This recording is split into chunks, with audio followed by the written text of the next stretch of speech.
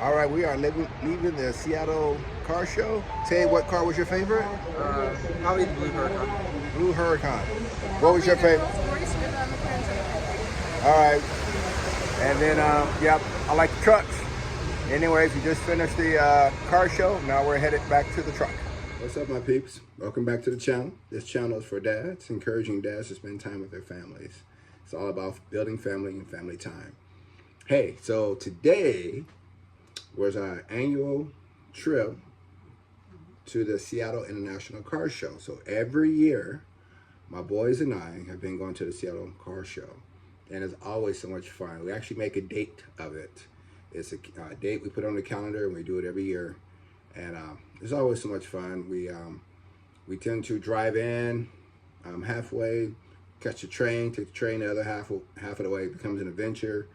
We have fun checking out cars and just spending time together. And then usually on the way back, we'll have ice cream or something like that on the way back.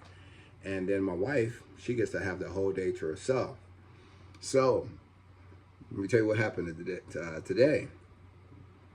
So today, we're on the train, and I'm not sure exactly what sparked the question, but one of my boys looked at me and said, what did he say?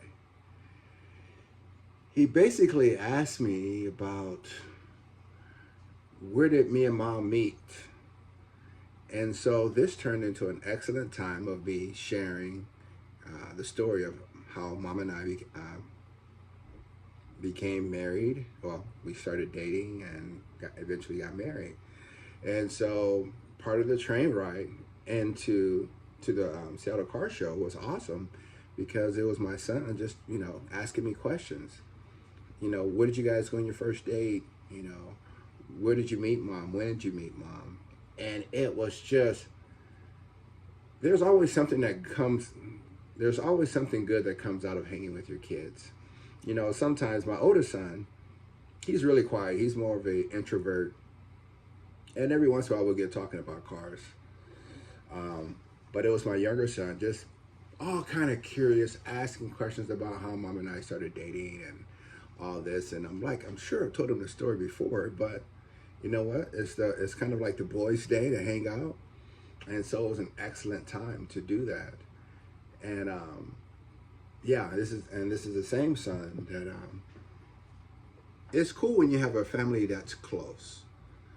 Mom and I have been really busy working a lot lately. And so even my younger son was saying from time to time, hey, you know what? I think your mom should go on more dates. Like, how cool is that?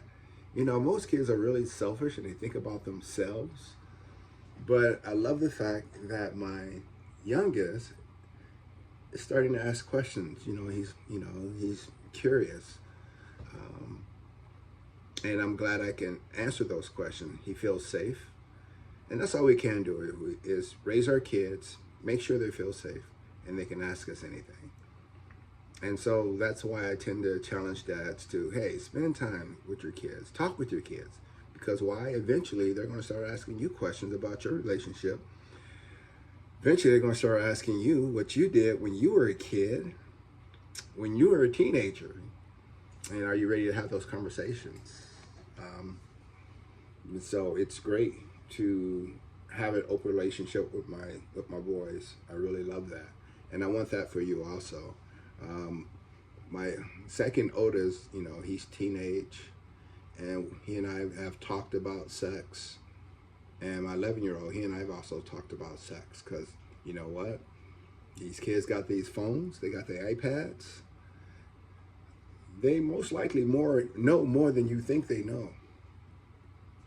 And so by spending time with my kids and everything like that, there's trust there. And so I'm able to share with him. I was able to share with my second oldest the challenges I had when I was a teenager, the things that I've gone through, the decisions I made, and some of the decisions I should not have made. And eventually there's going to be things your kid's going to try to find out for themselves. They're going to have to go to the school of hard knocks and figure it out for themselves. But if they're really listening, you know what, they may surprise you and say, you know what, I remember talking to Dad about that, and Dad did this, and this happened to Dad, and you know what, I don't want to go down that road. And so I feel very blessed to have amazing boys, but it just don't happen overnight. It doesn't happen. I know a lot of you dads, reading the book, Fathered by God. You know, some of you guys out there has some terrible experiences that I can't even fathom. I can't even imagine. You know, for me, I just had a father that wasn't there for me at all. But I got through it. I came out okay. And yeah, but that comes through conversations, having conversations, and also men group. And so being part of a men's group is also important. I hit the gym this morning, and that's the other thing.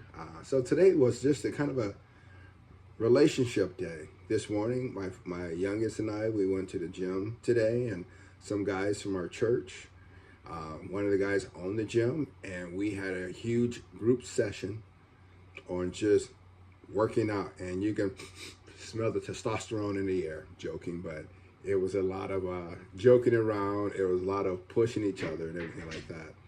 So fathers, let's do our best to step up. You know what? Let's do the best we can with what we have. You know, we're not going to have, things are not going to be perfect. We're going to be dealing with junk all the time. But just try to make the best of what you can. So anyways, that's all I got for today. So anyways, I'll include some clips from the car show, and that's it. Have an amazing day.